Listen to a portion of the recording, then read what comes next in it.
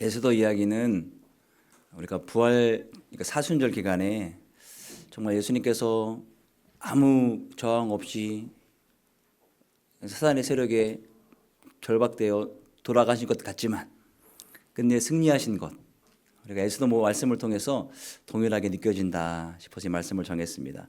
역사의 이야기이기 때문에 쭉 흘러가는 내용이 너무 재밌어요. 제가 이제 중고등학교 시절에 저희 때는 이제 옛날엔 TV가 9시 되면은 이제 어린 여러분 빨리 주무십시오 뭐 이런 거 나오잖아요. 케이블 TV도 없고 뭐 유선 방송도 없고 오로지 KBS 1, 2, MBC 그리고 교육 방송 이것만 나올 때 10시 넘어 TV를 볼 수 있도록 허락해 준 게 딱 2번 있었어요. 수요일 조선왕조 500년. 그리고 토요일 날 토요 명화 빰빰빰빰 빰빰빰빰 빠바바. 저희 아버님이 수요일 날 밤 10시 되면은 불러요, 이렇게. 그래서 조선왕조 500년을 같이 봤어요. 그러면서 이제 역사 속에서 나오지 않은 거를 설명해 주는 재미가 있으신 거예요, 아버님 차원에서는. 저는 이제 그럴 때 그렇구나. 제 역사를 참 잘했습니다. 유일하게 역사를 100점 맞고 상도 받고 입시에는 아무런 도움이 안 됐지만 왜 그럴까? 이게 이야기라 그래요. 기억도 오래 남고 또 이런저런 비하인드 얘기들이 너무 재미있잖아요. 거기서 끝나면 그냥 역사인데 그 뒷면에 하나님께서 어떻게 일하고 계시는가, 이게 또 우리에게 주는 짜릿함이 있습니다. 지난주에 우리 시대에 주신 사명을 제대로 감당하지 못하면 이 사단의 영적 싸움이라는 것이 뿌리가 깊기 때문에 그 다음 세대로 넘어갈 수도 있다. 그래서 이 모르드게와 하만의 이 대결은 그 옛날 사울 왕이 아말렉 족속을 다 멸하라고 했던 하나님의 명령에 불순종했기 때문에 그 불순종의 칼날이 지금 유다 전체를 겨누고 있는 거예요. 페르시아 새 총리 대신 하만이 이제 아각 사람 함므다다의 아들인데요. 아말렉 왕가잖아요.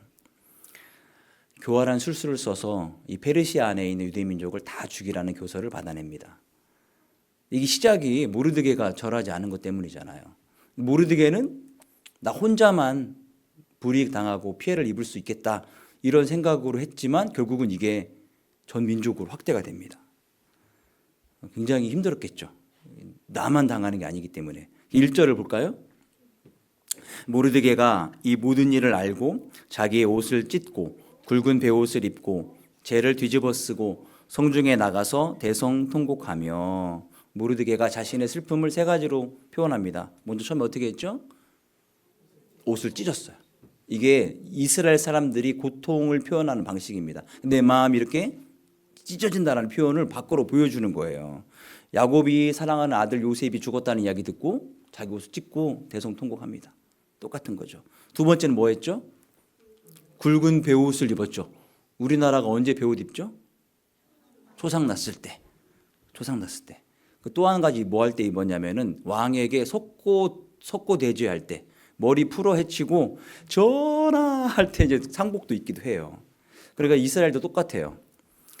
곡할 때, 그리고 국가나 개인적으로 큰 재앙을 당했을 때, 그리고 참회를 할 때 베옷을 입었어요. 또 한 가지 뭐 했죠? 재를 뒤집어 썼습니다. 이 재가 불에 타고 나면 찌꺼기잖아요.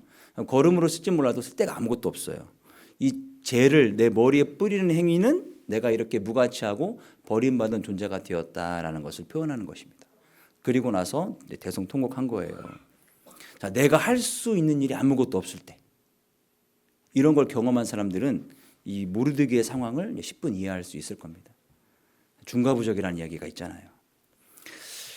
너무 이 악한 공격이 극심해서 내가 할 수 있는 일이 아무것도 없다. 유일하게 할 수 있는 일은 하나님께 금식하며 나아가며 울며 부르짖으며 기도하는 거였습니다. 이게 이제 모르드게가 이렇게 할 때 조서가 이제 나라 곳곳으로 퍼질 거 아닙니까? 이 조서를 본 유다인들도 다 똑같이 행동합니다. 전통이니까. 늘 그렇게 해왔으니까. 그래서 지역에서 금식에 들어가며 울고 부르짖으며 죄를 뒤집어 쓰거나 죄에 구르거나 목숨이 이제 경각에 달린 거예요. 1월 13일에 이 벌어졌고 12월 13일에 실행되니까 11개월 남은 거예요. 그럼 사람들이 너 12월 달에 그것만 할까요? 놀리고 위협하고 어차피 넌 죽은 거니까, 그렇죠? 이렇게 적극적으로 나오는 것도 있었을 거란 말이에요. 목숨이 경각에 달리니까 막 부르짖어 기도할 수밖에 없습니다. 그러니까 기도밖에는 다른 것이 할 게 없는 이 기도가 요즘 표현으로 찐 기도가 아닌가. 여러분, 더 이상 매달릴 곳이 없는 사람들이 하나님 매달릴 때 어떻게 매달릴까요? 뭐 점잖게 매달릴까요? 딜에 하나님 좀 봐줘요, 이런 식으로 안 할 거 아니에요. 목숨 걸어야 됩니다. 고통과 위험 감수하며 절박하게 기도해야 되는 거예요. 자, 우리에게 이런 절박함이 있는가? 이런 절박함이 없다면 뭔가 믿는 구석이 있는 거예요. 내가 하나님을 선택할 수 있는 여러 가지 옵션 중에 하나로 생각하면 이런 일이 벌어지는 거예요. 하나님께 구할 수도 있고, 뭐 친척에게 말할 수도 있고, 친구들에게 줄을 댈 수도 있고, 이러면 역사가 일어나지 않는 거예요. 진짜 신앙은 적당히 믿는 게 아니에요.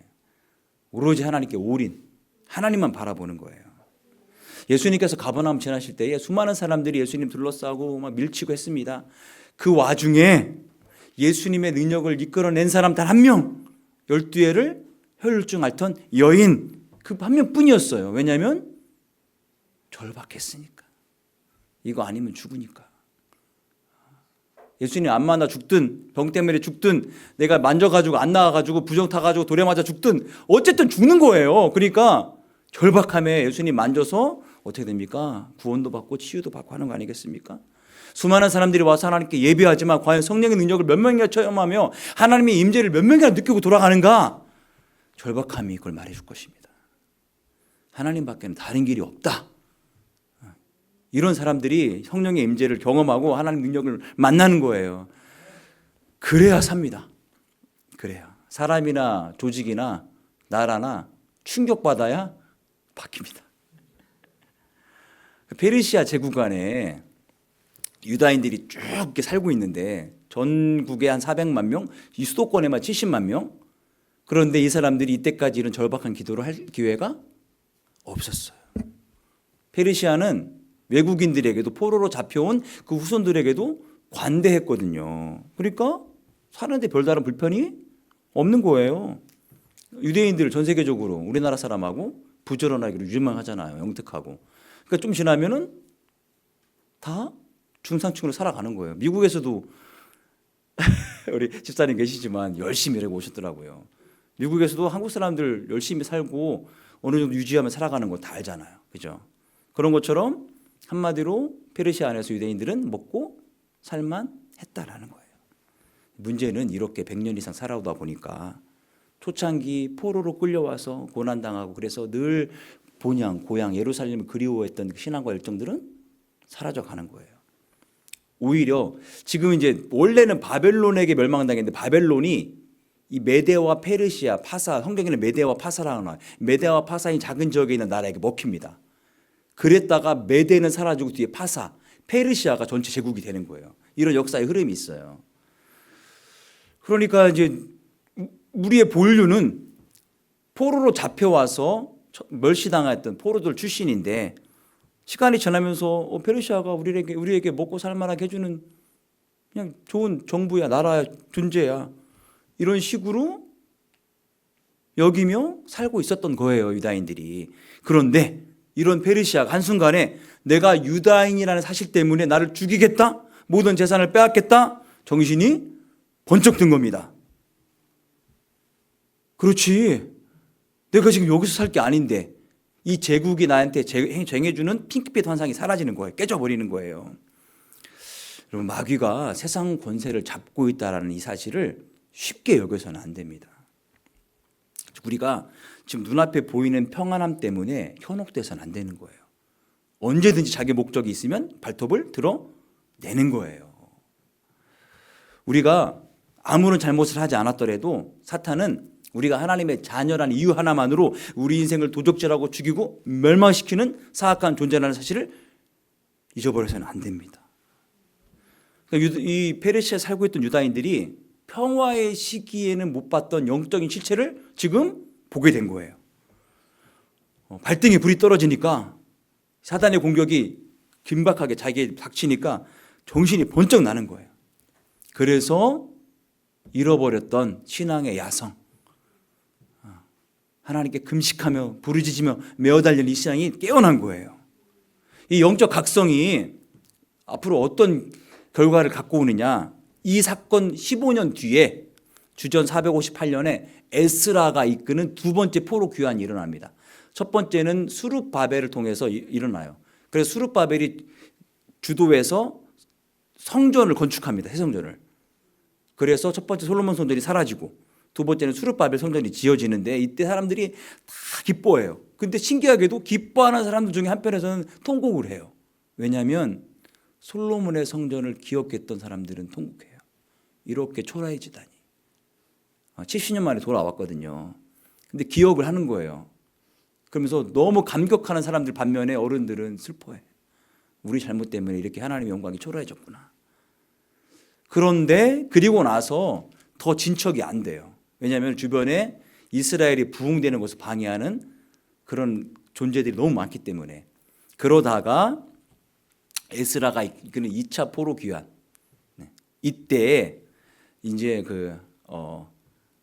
이 포로 귀환을 준비하는 결정적인 계기가 됩니다.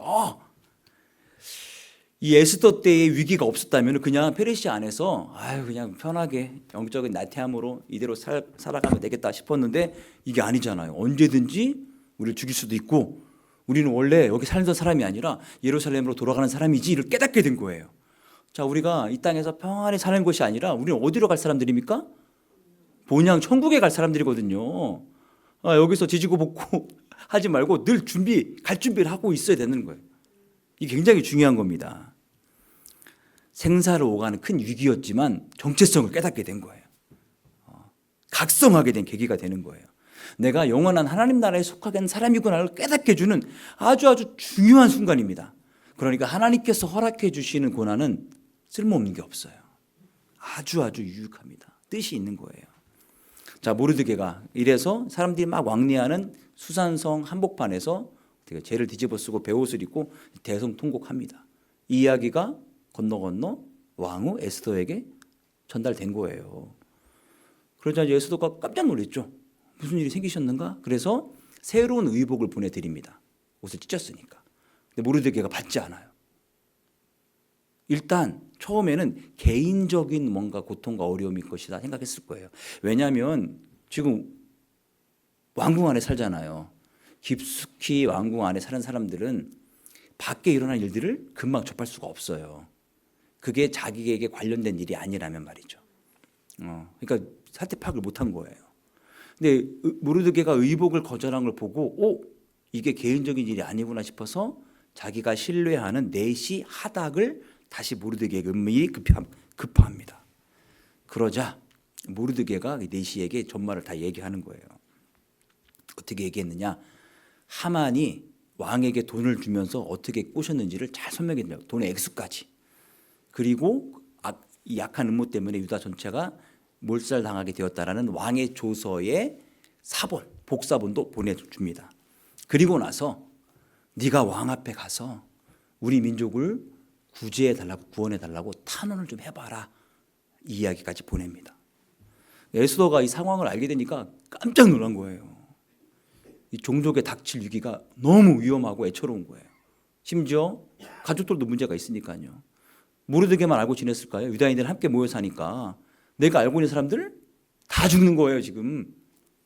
근데 할 수만 있다면 이걸 좀 어떻게 해결해 주고 싶은데 에스더에게도 남모를 고충이 있는 거예요. 그거를 다시 모르드게에게 전합니다. 이게 11절입니다. 읽어볼까요?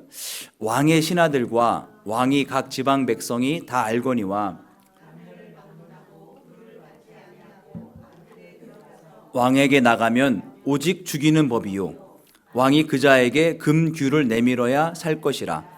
이제 내가 부름을 입어 왕에게 나가지 못한 지가 이미 30일이라 하라 하니라. 에스더 말이 엄살이 아니에요. 일단 페르시아 제국의 법도상 왕이 뭔가 조서를 내려서 보내잖아요. 이걸 절대 바꿀 수가 없어요. 불변하는 거예요. 그러니까 조서를 내릴 때 신중을 다해서 보내는 건데 이 왕이 그냥 밑도 끝도 생각도 안 해보고 충동적이니까 딱 찍어서 보낸 거예요. 예외는 단 한 번도 없었답니다. 바꾸는 예외는요. 또 페르시아 왕궁의 법도가 있는데 왕의 부름을 받지 않고 왕이 먼저 나 좀 만납시다 이런 얘기를 듣지 않고 왕이 거주하고 있는 안뜰에 들어가는 사람은 다 죽었어요. 왜냐? 암살 위험이 너무 심했으니까. 그래서 왕의 허락을 받지 않고 사전 약속을 받지 않고 들어오는 사람이나 아니면은 낯선 사람들 암살하는 사람이나 암살과 연결된 사람이라 생각하고 왕의 호위대들이 묻지도 따지지도 않고 단 예외가 있는데 왕이 그 사람이 마음에 들어서 왕이 갖고 있는 이 금규를 내밀어 가지고 만지는 사람에게는 들어주는 거예요. 그런데 페르시아 역사상 이 금규를 내밀어서 만진 사람 치고 살아난 사람이 거의 없대요.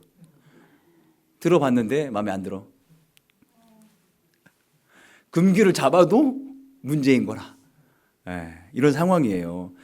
또 한 가지 결정적인 것이 있는데 지금 왕으로부터 부름받은 지가 며칠 됐다고요? 에스더가 30일 됐대요. 그러니까 뭔지 모르겠지만 이 부부 사이에 뭔 관계가 소원한 상태예요. 지금 하필이면 이런 상태니까 에스더가 자신이 왕 앞에 나아가도 은혜를 입을 수 있을지 아무도 확신할 수가 없는 거예요. 자칫 잘못하면 자기도 폐위된 왕후 와스디처럼 그 신세가 될 수 있는 거예요. 그러니까 이제 이러지도 못하고 종족의 위기 앞에 가만히 있을 수도 없고 망설일 수밖에 없는 거예요. 가만히 있으면 11개월 후에 동족들은 다 죽고요. 내가 잘못 나서면 자기는 오늘 죽는 거예요. 왕한테. 그러자 이렇게 고민하고 있는 에스더에게 모르드게가 뭔가 답변을 줍니다. 자, 13절 14절 말씀 보겠습니다. 모르드게가 그를 시켜 에스더에게 화답하되 너는 왕궁에 있으니 모든 유다인 중에 홀로 목숨을 건지리라 생각하지 말라. 이때 내가 만일 잠잠하여 말이 없으면 유다인은 다른 데로 말미암아 노임과 구원을 얻으려니와 너와 네 아버지 집은 멸망하리라. 계속요.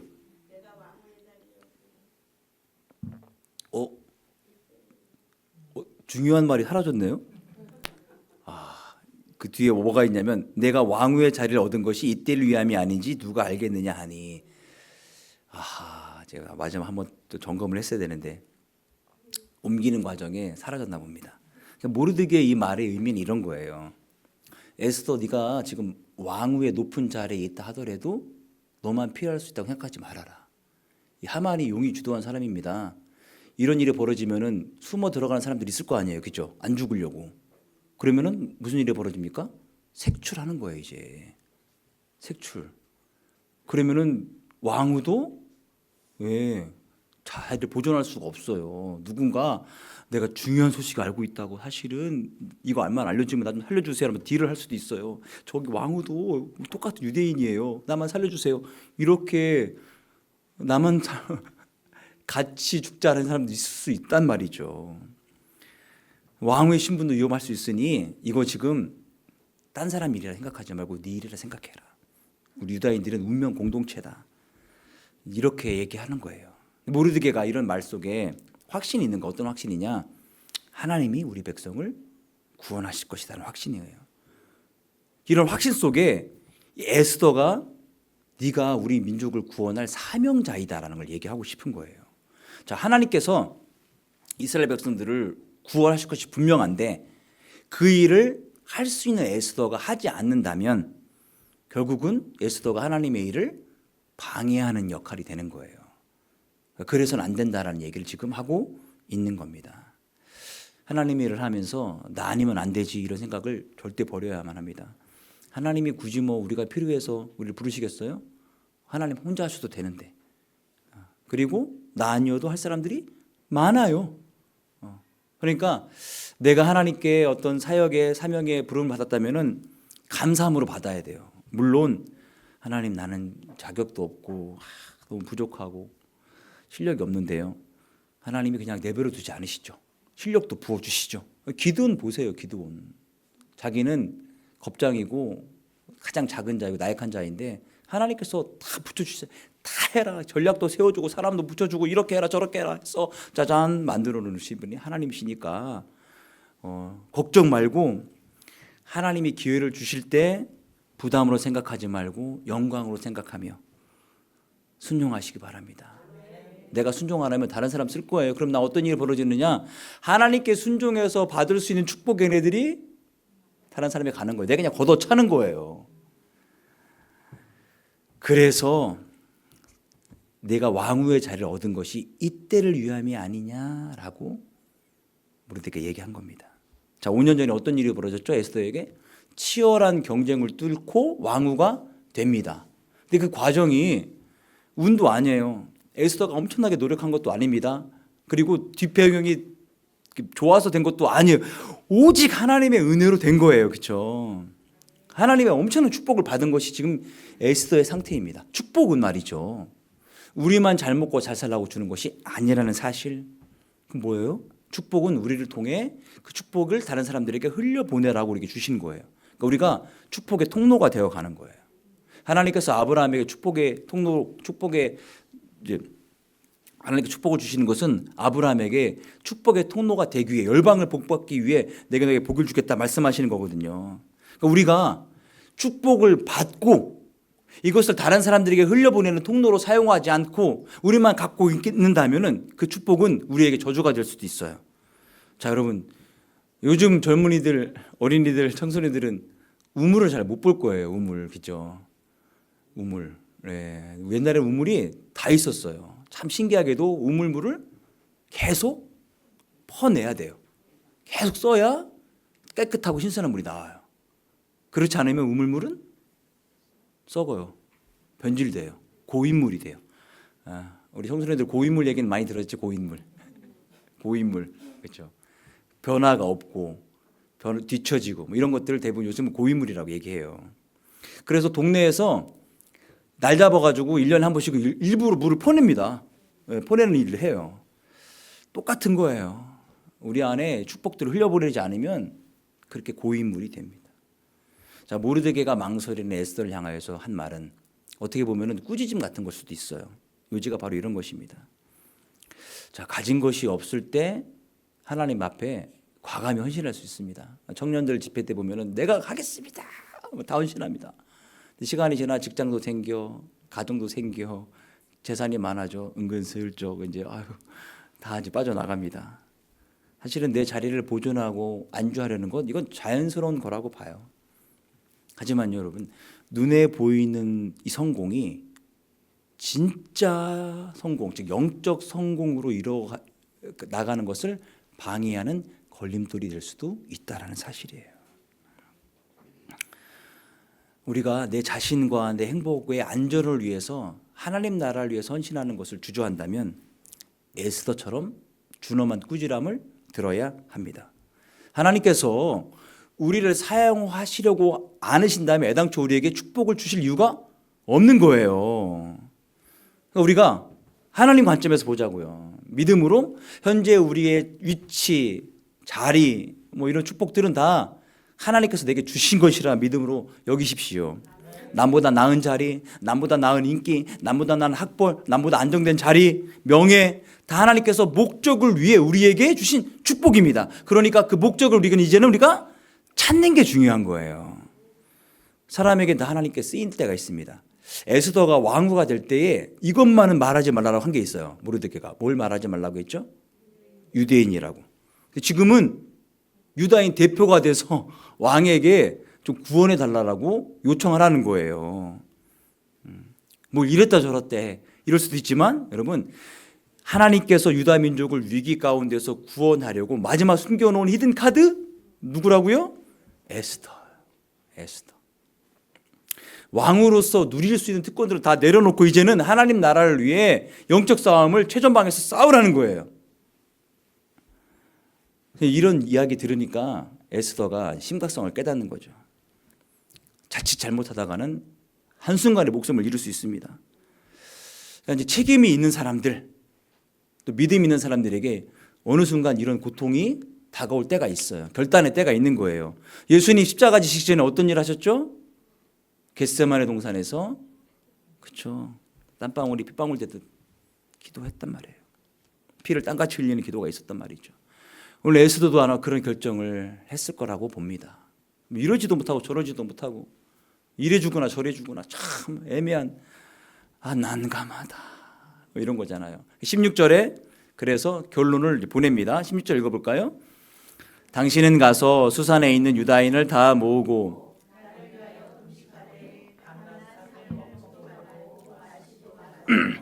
나도 나의 시녀와 더불어 이렇게 금식한 후에 규례를 어기고 왕에게 나아가리니 죽으면 죽으리이다 하니라. 예배당에 이걸 켜놔 주세요. 에스더가 이제 모르드게에게 부탁을 하는데 첫 번째 어떤 부탁을 했는가? 수산에 있는 유다인들을 다 모아달라는 거예요. 비상 상황에 한 사람도 빠짐없이 기도하자는 거예요. 총력을 다해, 힘을 다해. 마태복음 18장에 보면 두세 사람이 내 이름으로 모인 곳에 나도 그들 중에 있다. 이 말씀 읽을 때마다 우리 교회 생각이 나요. 두세 사람이 모인 곳에. 기도할 때마다 늘 두세 사람이 모이거든요. 여러분 가족이 위기 앞에 있습니까? 가족 전체가 기도하는 겁니다. 교회가 위기에 빠져 있습니까? 교인 전체가 기도하는 거예요.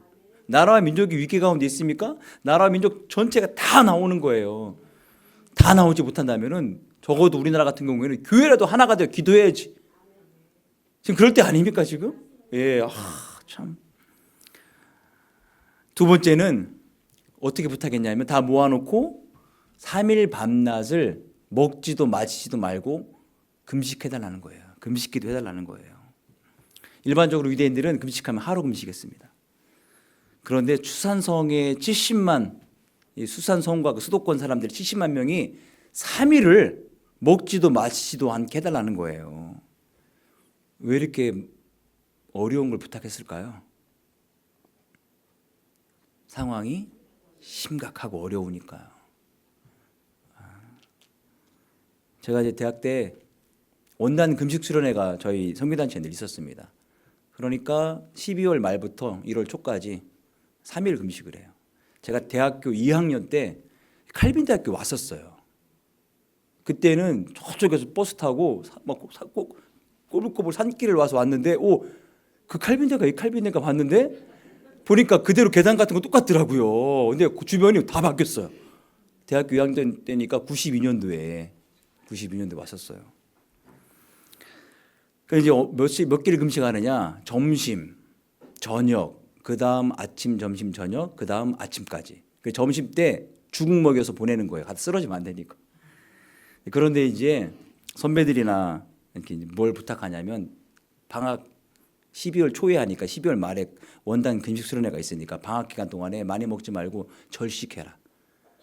절식. 이거 금식한다고 많이 먹고 오면 그 사람들 다 힘들어요. 그날 먹던 그게 있기 때문에 배가 엄청 고픈 거예요. 그래서 절식해야 된다, 절식해야 된다, 절식해야 된다. 그래야 이제 딱 금식할 수 있는 거예요. 둘째 날, 뭐 길지도 않아요. 근데 이게 밥을 안 먹으니까 하루가 굉장히 길어요. 밥 시간이 없고 그때 뭘 하니까 마지막 날 이제 밤에 쭉 누워가지고 이제 내일이면 밥 먹고 집에 가는데 너 뭐 먹고 싶냐? 뭐 먹고 싶냐? 이거 쭉 누워가지고 한단 말이에요. 매년 그 얘기를 하는데 매년 나오는 넘버원 먹고 싶은 거 뭔지 아세요? 라면에 찬밥. 다른 게 먹고 싶지 않아요. 그저 그냥 라면에 쫙 먹고 싶다 하다가 스스로 힘들어 잠들어요. 이제 또 한 가지는 뭐냐면 남기고 온 거. 그 남기지 말고 다 먹고 올 걸. 짜장면 괜히 남겼다. 벽장에 감춰놓은 빵 조각 이런 거 떠오르는 거예요. 한 달간 절식을 하고 금식을 해도 이렇게 힘들어요. 그리고 우리 물도 먹어요. 물도 마신단 말이에요. 그런데 갑작스럽게 물도 음식도 마시지 않고 3일 금식하라고요? 이거 대단히 어려운 겁니다. 까짓 거 뭐 금식도 하는데 3일 못 굶겠느냐 싶지만 어른들 아시잖아요. 그죠? 하루만 한 끼만 제대로 안 먹어도 핑 돌잖아요. 젊은이들은 몰라요. 저도 그럴 때가 있었어요. 왜 그 끼니 때마다 신경 드시나 했는데 이게 나이 드니까 안 되더라고요. 죄송합니다. 상황이 심각하고 어려우니 3일을 요청한 거예요. 그리고 나서 세 번째 어떻게 했느냐? 나도 나의 시녀와 더불어 이렇게 금식하겠다는 거예요. 자기가 하기 싫은 일은 사람들에게 시키고 자기는 하지 않고, 이건 좋은 리더가 아니죠. 앞장서서 가는 거잖아요. 리더는 나를 따르라, 이 리더예요. 근데 보스는 앞으로 전진 자기는 뒤에 있고. 이게 리더와 보스의 차이점이에요. 홍사중이라는 사람이 쓴 리더와 보스가 너무너무 재밌어요. 거기에 똑개, 멍개, 똑부, 멍부, 멍개, 똑똑하고 게으른 리더, 똑똑하고 부지런한 리더, 멍청하고 부지런한 리더, 멍청하고 게으른 리더. 제일 좋은 리더는 똑똑한데 게으른 리더. 똑똑해서 사람들을 쭉 시켜요. 하게끔 만드는 것. 다 같이 가죠. 제일 힘든 건 멍청한데 부지런한 리더. 일을 할 때마다 사고 치는 거예요. 차라리 멍청한데 하지 않으면 괜찮아. 다른 사람들이 하면 되니까요. 이런 얘기가 있습니다. 지금 에스더는 그나마 좋은 리더예요. 앞장서서 하니까. 같이 있는 시녀들은 뭐라고 또 생각해 보세요. 왕궁은 산의 진미가 넘쳐납니다. 집에서 금식할 거면 먹는 거 다 치워 없애 그럼 되잖아요. 그런데 왕궁은 잔치가 벌어지고 쭉 이런 와중 속에 남들에게 표내지 않고 몰래 금식하는 건 더 어려운 일이에요. 더 어려운 일이라고요. 그리고 나서 이제 이 아하수엘 왕에게 나가겠다는 건데, 아니 참 인간적인 생각에 30일 동안 못 만났던 왕에게 나가려면 어떡합니까? 일단은 무기를 장착해야 되잖아요. 막 풀 마사지 받고 막 마사지 받고 막 드레스도 이쁜 거 입고, 그죠? 가장 이쁘게 해서 나가야 될 것 같은데 에스더가 정반대로 행동하는 것 같아요. 왜 그랬을까요? 왜 그랬을까? 혹시 이참에 다이어트? 미의 기준이 달랄 수도 있어요. 자, 에스더가 왜 이렇게 했는가? 아하수에로 왕 앞에 나아가기 전에 진짜 왕 앞에 나가려고 했던 거예요. 어떤 왕입니까? 왕 중의 왕인 하나님께. 하나님께. 우리가 스스로 할 수 있는 일이 있고 하나님께 맡겨야만 되는 일이 있어요. 에스더가 유다 민족을 구원하는 일은 내가 도구가 되지만 이건 하나님이 하실 일이다라는 사실을 깨달았던 것이죠. 그러면 내가 할 일이 아니니까 하나님이 하실 일이니까 맡겨놓고 아유 됐다, 이제 난 몰라, 마음 편하게 기다려야지, 이러게 아니라 그 다음에 우리가 처할 태도가 있는데 그게 기도입니다. 기도. 진짜 위기 속에 하나님이 사람이 해야 될 일, 선택할 일 바로 기도입니다. 위기의 순간에 우리가 선택해야 될 일 바로 기도예요. 그래서 에스더가 수산에 있는 모든 사람들 다 모아주십시오. 3일간 금식하십시오. 나와 시녀들도 금식하겠습니다 라고 얘기한 다음에 그 유명한 죽으면 죽으리라 라는 각오로 왕 앞에 나아가겠다는 거예요. 이 규례를 다 무시하고 왕에게 나아가는 대가로 죽임을 당해도 죽겠다는 거예요. 너 죽고 나 죽자 뭐 이거 아닙니다. 그냥 상황 체험하고, 이게 이제 절망의 소리가 아니에요. 하나님이 그 일을 선택하셨다면은 그렇게 맡기겠다라는 거예요. 하나님께 모든 걸 맡기겠다라는 거예요. 자, 죽음을 딛고 모든 것을 하나님께 맡기겠다는 이 태도, 100세에 얻은 아들 이삭을 번제로 드리라는 그 명령에 하나님, 아브라함 어떡하죠? 죽으면 죽는 거지 뭐 하고서는 진짜 드리려고 했던 거예요. 십자가 지지만 하나님께서 부활하시겠다 말씀하시 부활하실 것이 분명하기 때문에 십자가 지러 가셨던 예수님의 모습에서도 똑같이 보여집니다. 자, 마태복음 말씀 보겠습니다. 누구든지 이거 말고요. 그다음 마태복음 16장 그 다음 거예요. 누구든지 제 목숨을 구원하고자 하면 잃을 것이요 누구든지 나를 위하여 제 목숨을 잃으면 찾으리라. 이런 물에 빠졌을 때, 제 경험으로는 이게 딱 바닥에 안 닿을 때 덜컥 오잖아요. 막 발버둥 치면 더 빠집니다. 이런 얘기 많이 들어보셨을 거예요. 근데 그게 쉽지 않죠. 차라리 죽었구나 해서 몸에 힘을 쫙 빼잖아요. 그러면 요만큼 딱 뜹니다. 이렇게 바닷물 말고 민물에서. 저는 수영을 잘합니다. 그래서 말씀드리는 거예요. 저는 수영을 우리나라 국가대표 수구 선수를 삼촌으로 듬게 배웠어요. 지금 이제 미국 계신데 안삼선 우리 선배님, 순장님 지금 목사님이셔요. 이게 생존 수영 이렇게 가르쳐요. 가서 뭘 이거 안 가르치고 애들이 빠졌을 때 딱 떠 있는 것부터 가르쳐요. 그리고 구조대가 올 때까지 떠 있으면 되는 거예요. 거기를 뭐 가려고 애썼다가 탈진해서 더 빠져 죽어요. 홈페이지에 보면 저희 하와이 갔던 사진이 있는데 거기에 제 수영 모습이 딱 들어 있습니다. 제가 그 사진 볼 때마다 폼이 아직 살아 있구나. 자, 보세요. 우리가 세상 속에서 너무 내 힘으로 살려고 발버둥 치니까 오히려 더 세상에 빠져드는 건 아닌지. 이럴 때 우리가 각자 갖고 있는 힘, 달란트, 재능들이 다 있잖아요. 이런 거 다 빼고 그냥 하나님께 맡기며 살자, 말씀대로 살아보겠다 할 때 드디어 기적이 일어나는 거예요. 드디어 나를 사로잡고 나를 빠뜨리고 죽일 것 같던 그 물을 내가 자유롭게 유영할 수 있는 거예요. 떠 있는 거예요. 오히려 물이 나를 뜨게 만드는 거예요. 그때 비로소 사단이 우리를 이길 수 없다는 것을 고백하게 만드는 거예요. 자, 페르시아에서의 이 상황이 에스더에게 다 불리합니다. 왜 불리하느냐? 왕명 없이 함부로 나가면 죽는다는 이 법도도 불리하고요. 이 왕이 너무 안 좋아. 뭐라고 얘기할 수 없는데 난폭하고 충동적이고 왕이 판단하기 어려운 거예요. 예측 불가능한 왕을 갖고 있는 것도 남편도 어렵고 왕 다음 권력자인 하만의 교활한 계계가 너무 어렵고 그 하만이 나쁜 사람인 걸 알지만 권력자이기 때문에 다 그 앞에 줄 서가지고 예의하고 있는 왕궁의 수많은 사람들도 다 에스더에게 불리한 상황인 거예요. 그에 비해 에스더가 내세울 것이 너무 없어요. 명색이 왕후이긴 한데 흙수저 중에 흙수저. 그래서 어쩔 수 없이 믿을 구석은 하나님밖에 없다. 이게 가장 큰 백이다, 배경이다 믿으시기 바랍니다. 하나님께서 우리를 쓰실 때, 즉 역사적인 사건 앞에 내세울 때 영적 공격이 올 수밖에 없어요. 민족을 구원하는 사명, 에스더의 사명이 이렇게 하만의 유대인 말살 음모로부터 분명해지는 겁니다. 내가 괜히 왕후가 된 게 아니구나. 수산성과 그 주위에 70만 명의 유대인들이 33일 밤낮으로 금식하며 하나님께 메어 달립니다. 민족이 힘을 모아 기도했던 거예요. 유다인들이 하나님의 은혜로 구원받게 된 근본적인 이유, 에스더 왕후의 자격이 있어서 왕 앞에 나아가서 탄원했기 때문이 아니라 기도의 힘인 거예요. 그리고 결정적으로는 하나님께서 은혜를 베푸셨던 것이죠. 에스더는 그 도구입니다. 도구. 에스더처럼 인생에 큰 위기가 있습니까?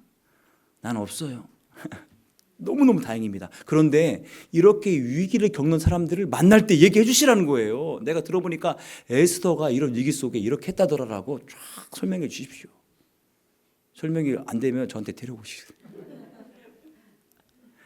가족의 문제든 내 문제든 경제적인 문제든 뭐 관례적인 것도 관계적인 것도 상관없어요. 에스더가 뭘 먼저 했냐면 중보기도를 요청한 거예요. 중보기도를 요청해야 됩니다. 믿음의 사람들에게 함께 기도해달라. 힘을 모아야 되니까. 그리고 나는 노냐? 아니죠. 나도 똑같이 내가 더 절박하게 기도할 수 있어야 돼요. 믿는 사람들이 진실하고 간절한 기도 하나님의 보좌를 움직입니다. 여러분 거대한 폭포가 힘이 있지만 그 폭포도 물 한 방울부터 시작되는 거잖아요. 합심 기도의 힘이 이렇게 큽니다. 우리 교회도 최근에 위기가 왔습니다. 제가 생각하기에 위기입니다. 이대로 안주하고 있으면 우리 교회도 언젠가 교회가 사라질 거란 말이죠. 어르신들이 많으시니까. 그래서 제가 이제 3년째가 되었으니 이제는 달려야겠다 싶어서 저녁 기도회도 같이 기도했는데 하필 저녁 기도회 하고 나니까 소리는 크다 민원이 들어와 한 가정 떠나가 어떡하지 이거. 역사적인 무대에 쓰임 받을 때 사단의 공격이 시작되는 겁니다. 그렇구나. 우리가 역사적인 일을 하고 있구나. 그렇죠? 제가 그래서 각성했어요. 각성했다고요. 잘 안 믿으시네. 각성했어요. 조금 더 물론 우리 전체 호흡이 빠르게 있기 때문에 내가 지금보다는 반발자국 빨리 가야 되겠구나. 그동안 나름 게을러서 하지 못했던 것들을 처리하고 이런 형태로 진행해 가겠다는 것도 조금씩 앞당겨서 이제 조금 약간 공격적으로 너무 공격적이지 않습니다. 하나님보다 앞서가면 절대 안 되거든요. 하나님께서 제게 주신 첫 번째 마음은 흉내 내려고 하지 좀 말고 진짜 해봐라. 기도에 흉내 내지 말고 진짜 기도 좀 하고, 금식기도 흉내 내지 말고 진짜 좀 하고, 전도도 흉내만 내지 말고 행복몸이 하는 게 목표가 아니라 진짜 좀 해봐라는 거예요. 그 마음이 처음에 딱 들었어요. 하나님 너무 잘하셔. 그렇구나, 해야 되는구나. 복음의 능력을 진짜로 누리며 살아가야 되겠구나. 결론입니다. 기도하면 됩니다. 하나님이 하십니다. 찬양하고 기도합시다.